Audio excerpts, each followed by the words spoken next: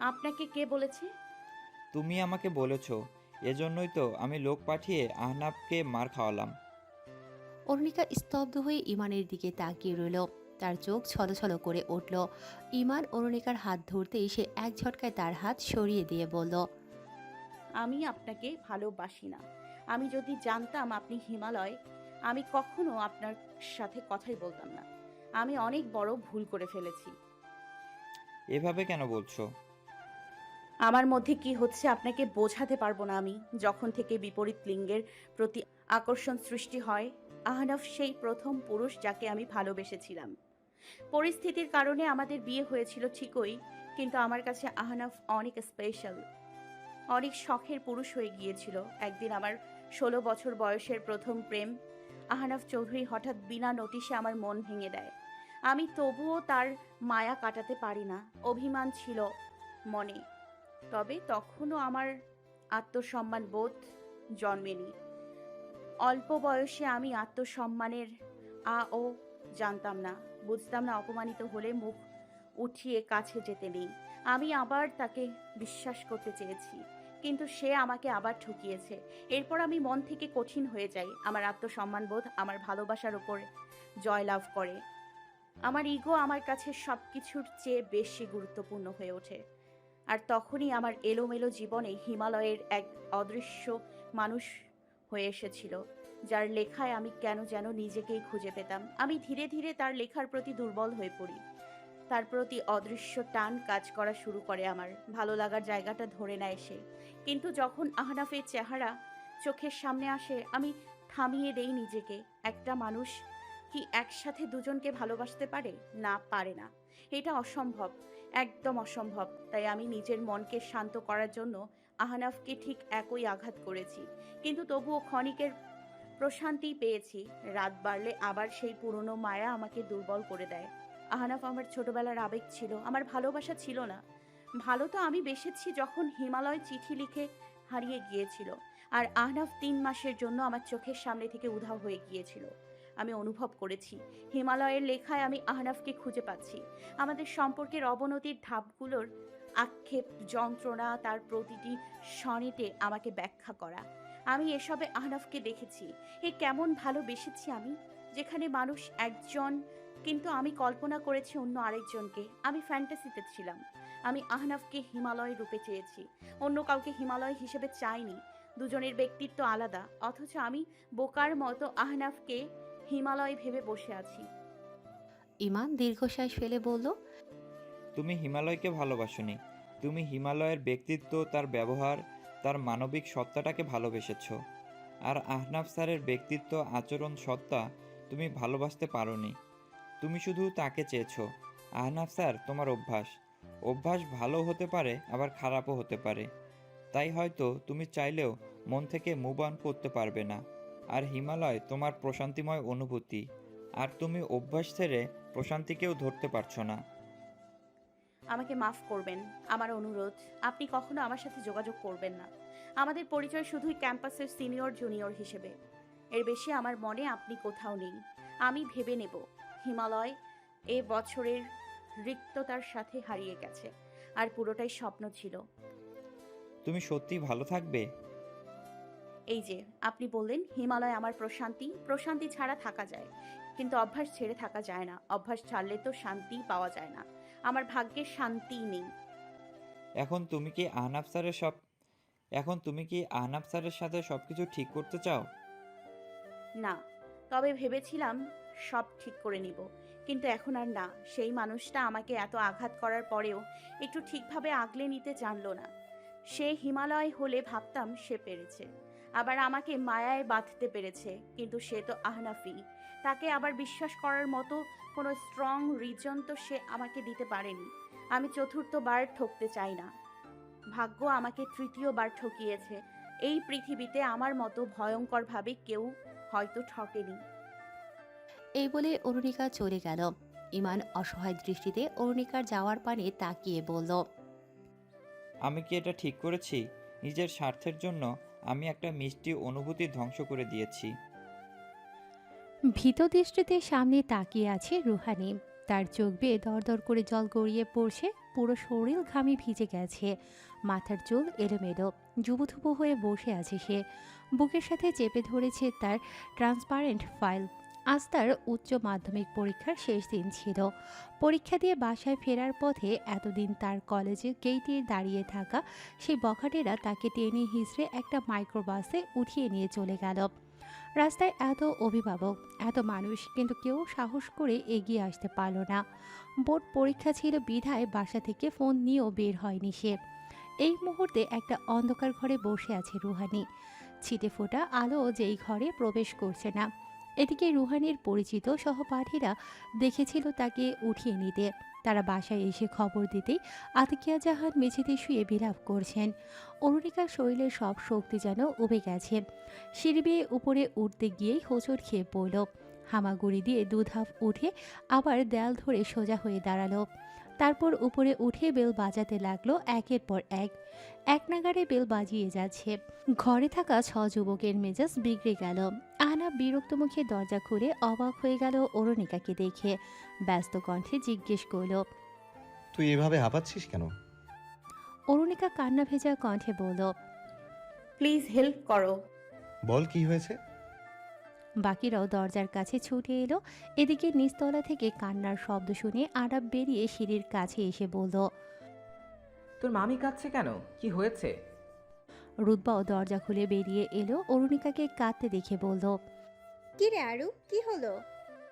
অরুণিকা কাপা কণ্ঠে বলল, রুহানিকে কারা যেন তুলে নিয়ে গেছে, ওর ক্লাসমেটরা এসে বলল।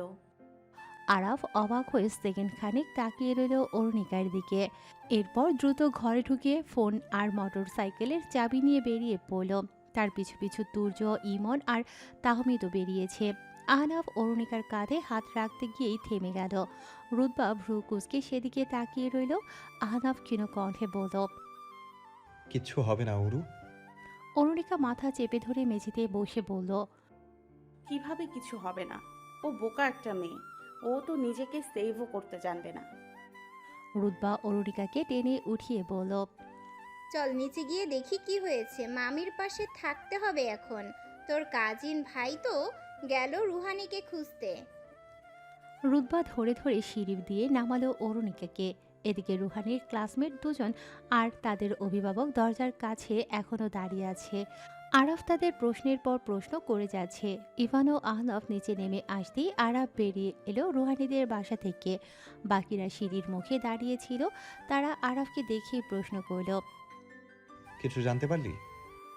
আরাফ গম্ভীর মুখে বলল, আমি জানি এটা কে করেছে। কে? রুহানিকে কিছু বখাটে ছেলে বিরক্ত করত কলেজের সামনে। তাই বলে তুলে নিয়ে যাবে? এত সাহস? রুহানি ওদের মধ্যে কাকে যেন চেহারা নিয়ে আজে বাজে কথা বলেছিল। রুহানি নিজেই আমাকে এই কথা বলেছিল। আমার মনে হচ্ছে এজন্যই তুলে নিয়ে গেছে। ইভান বলল। পুলিশকে জানাতে হবে। অরুণিকাকে ইশারায় ডাকলো আহনাফ। অরুণিকা বেরিয়ে আসতেই তাহমিদ বলল, আমার সাথে চল, তোর মামিকে রেডি হতে বল, থানায় যাব, কেস করতে হবে। অরুণিকা মাথা নেড়ে দ্রুত ঢুকে পড়ল বাসায়। আতিকিয়া জাহানকে টেনে ওঠালো রুদ্বা আর একজন মহিলা প্রতিবেশী। অরুণিকা বোরকা এনে মামিকে পরিয়ে দিল। তিনি ওনা কোনো মতে মাথায় পেঁচিয়ে ঘর থেকে বের হলেন। ঠিকমতো হাঁটতেও পারছেন না তিনি। একমাত্র মেয়ে তাদের। তার মনে কি চলছে একমাত্র তিনিই জানেন। অরুণিকা ঘরে গ্যাস বাতি বন্ধ আছে কিনা দেখে তালা লাগিয়ে বের হলো। আতিকিয়া জাহান এলোমেলোভাবে হাঁটতে গিয়ে হুমড়ি খাবেন। এমন সময় আরাফ তার হাত ধরে ফেলল। আতিকিয়া জাহান অসহায় দৃষ্টিতে আরাফের দিকে তাকালেন। আরাফ মাথা নিচু করে বলল, আল্লাহর উপর বিশ্বাস রাখুন, রুহানির কিচ্ছু হবে না। তাহমিদ তার মোটর সাইকেল নিল না। সিএনজি ভাড়া করে অরুণিকা আর আতিকিয়া জাহানকে নিয়ে চলে গেল থানার উদ্দেশ্যে। আহনাব দ্রুত উপরে উঠে মোটর সাইকেলের চাবি নিয়ে তাহমিদের সিএনজির পিছু পিছু গেল। এদিকে আরাফও নিজের মোটর সাইকেল নিয়ে বেরিয়ে পড়ল। তুর্য ও তার পিছু পিছু গেল। ইমন ইভানের দিকে তাকিয়ে বলল, কি হচ্ছে এসব? কুফা লাগছে মনে হচ্ছে। ইভান বলল, তুই ঘরে তালা মেরে আয়, আমরা বাইকের চাবিটাও নিয়ে আসিস, থানায় যাই চল। দুদিন হলো রুহানির কোনো খোঁজ নেই। রুহানির বাবা শাহবাজ খান দেশে ফিরেছেন। অনেক চেষ্টা করেও মেয়েকে খুঁজে না পেয়ে অসুস্থ হয়ে পড়েছেন তিনি। আরাফ ও তার বন্ধুরা নিজেদের জায়গা থেকে খোঁজ নেয়ার চেষ্টা করছে। পুলিশের তদন্ত বাদ যায়নি। অরুণিকার অনুরোধে বড় চৌধুরী সাহেব মামলাটা বিশেষভাবে দেখার জন্য তার এক ডিআইজি বন্ধুর সাথে যোগাযোগ করেছেন। সিসিটিভি ফুটেজে অপহরণকারীদের গাড়ির নম্বর, তাদের পরিচয় শনাক্ত করা গেছে। সবাই আপাতত নিখোঁজ।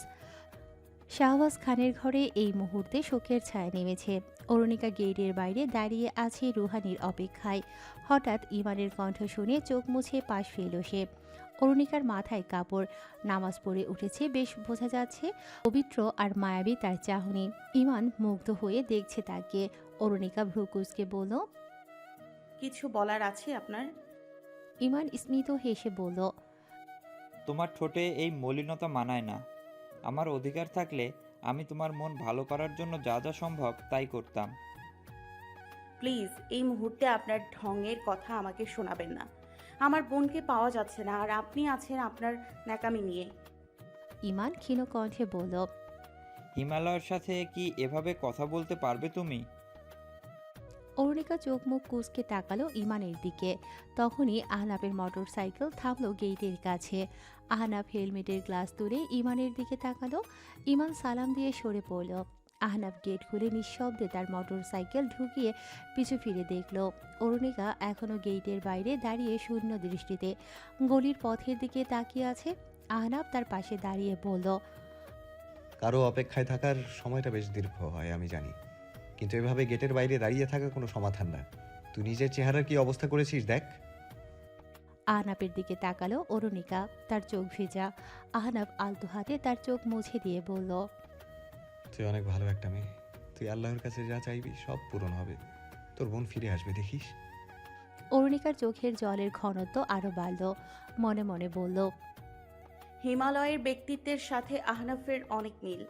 মানুষটা জানে কখন কি বলতে হয়। কি সুন্দর করে আমাকে সান্ত্বনা দেওয়ার চেষ্টা করছে। আর ইমান এমন মুহূর্তেও তার প্রেমের ডায়লগ বন্ধ হয়নি। কিভাবে সে হিমালয় হয়?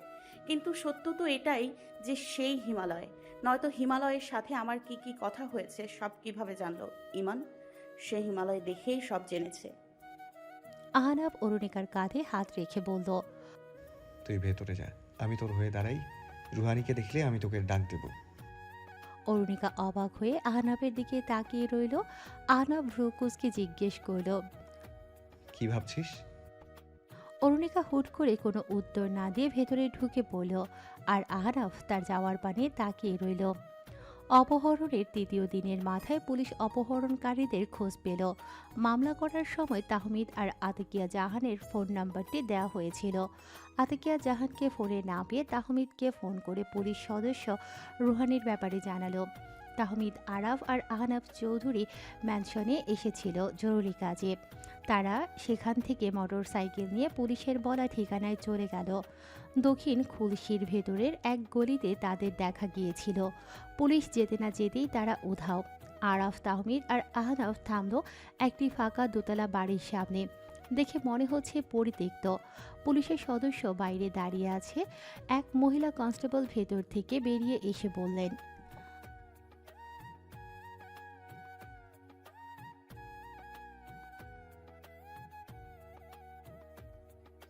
আরাফের পায়ের নিচ থেকে যেন মাটি সরে গেল। সে ধীর পায়ে হেঁটে সাহস নিয়ে দোতলা বাড়ির ভেতর ঢুকল। তার পা দুটি অসাড় হয়ে আসে। অজানা কারণে সে হাঁটতে পারছে না। সে ধীর পায়ে নিচতলার ঘরটির সামনে এসে দাঁড়ালো। মেয়েটির গায়ে চাদর জড়িয়ে দেয়া হয়েছে। আরাফ মেয়েটির চেহারা দেখতে পারছে না। মহিলা কনস্টেবল মেয়েটিকে ঘিরে বসেছে। আরাফকে দেখে একজন বললেন, আরাফ মাথা নেড়ে বলল, মেয়েটার পরিচয় পেয়েছেন? রুহানি আরাফের কণ্ঠ শুনে চোখ বড় বড় করে তাকালো। সে দ্রুত গায়ে জড়ানো চাদর দিয়ে তার মুখ ঢেকে নিল।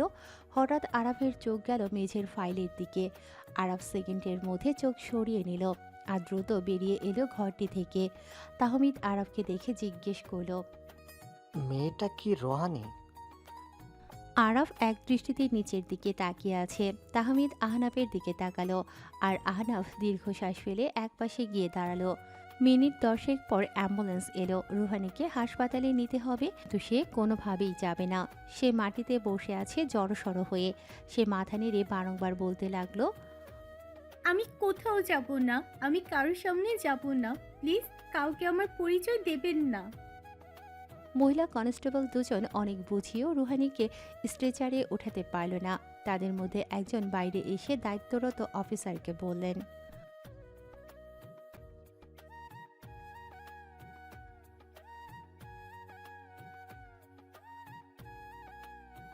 আহনাফ দ্রুত অরুণিকার নাম্বারে ডায়াল করল। অরুণিকা নামাজে বসে আছে, ফোন সাইলেন্ট। সে আহনাফের কল ধরতে পারল না। এদিকে আতকিয়া জাহানের ফোন বন্ধ। তিনি কাঁদতে কাঁদতেই অস্থির। ফোন খোলা না বন্ধ সেদিকে হুঁশ নেই তার। আহনাফ আরাফের কাছে এসে বলল। ওর তো কল ধরছে না। আরাফ এবার পুলিশ অফিসারটির কাছে এসে বলল, আমি যেতে পারবো? তাহমিদ বলল, পিএমসি ওদের এঙ্গেজমেন্ট হয়ে গেছে।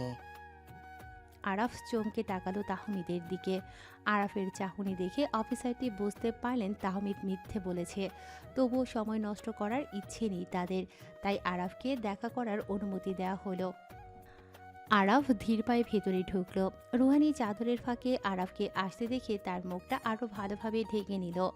আরাফ রুহানির পাশে হাঁটু ভাঁজ করে বসে বলল, চলো রুহানি, তোমাকে ডাক্তারের কাছে নিয়ে যাব, অ্যাম্বুলেন্স এসে গেছে। রুহানি নিঃশব্দে না সুযোগ মাথা নাড়ল। আরাফ বলল, কেন যাবে না? রুহানি ধরা গলায় বলল, আমি রুহানি না। আরাফ চোখ বন্ধ করে দীর্ঘশ্বাস ছাড়ল। এরপর চাদরের উপর রুহানির হাত ধরে বলল, এটা একটা অ্যাক্সিডেন্ট। না, এটা অ্যাক্সিডেন্ট না। তোমার জন্য অরু, তোমার মা অপেক্ষা করছে, তোমার বাবাও দেশে ফিরেছে। রুহানি চমকে মুখ তুলে তাকালো।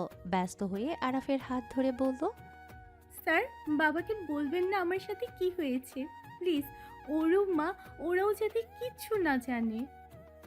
কি বলছো তুমি? না, আগে আপনি আমাকে প্রমিস করুন বাসার কেউ জানবে না আমার সাথে কি হয়েছে। এটা কিভাবে সম্ভব? তোমার সাথে যারা এই কাজ করেছে। রুহানি আরাফকে থামিয়ে দিয়ে ব্যস্ত কণ্ঠে বলল, কিচ্ছু করেনি কেউ, কিচ্ছু না। আরাফ স্তব্ধ হয়ে গেল রুহানির আচরণে। মেয়েটার চোখ মুখে এই প্রথম ভয়ঙ্কর ভীতি দেখছে সে। মহিলা কনস্টেবলটির দিকে তাকালো আরাফ। মহিলাটি বললেন,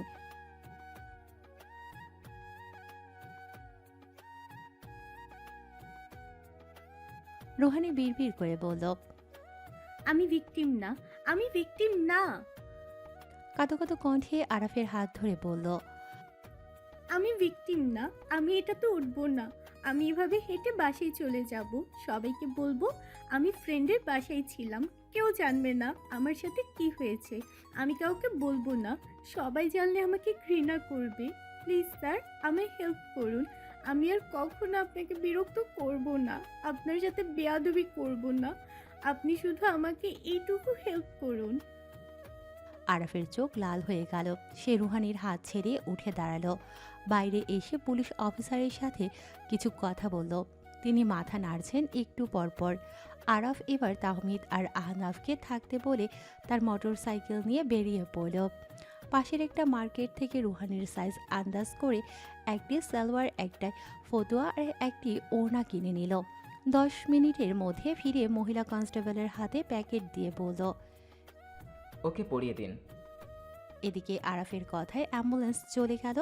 সে মোটর সাইকেলের চাবি আহনাফকে দিয়ে একটা সিএনজি ঠিক করলো।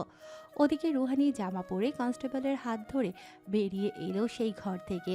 সে হাঁটতে পারছে না ঠিকভাবে। তাহমিদ আর আহনাফকে দেখে সে মহিলা কনস্টেবলের পেছনে নিজেকে আড়াল করে নিল। আহনাফ বুঝতে পেরে তাহমিদকে নিয়ে গলির বাইরে এসে দাঁড়ালো। এদিকে আরাফ রুহানিকে নিয়ে সিএনজিতে উঠল। উদ্দেশ্য কাছের হাসপাতাল। তাদের সাথে মহিলা কনস্টেবলটিও উঠেছে। বাকিরা তাদের পিছু আসবে না, আরাফ নিষেধ করে দিয়েছে। হাসপাতালে পৌঁছে রুহানির চিকিৎসা শুরু হলো।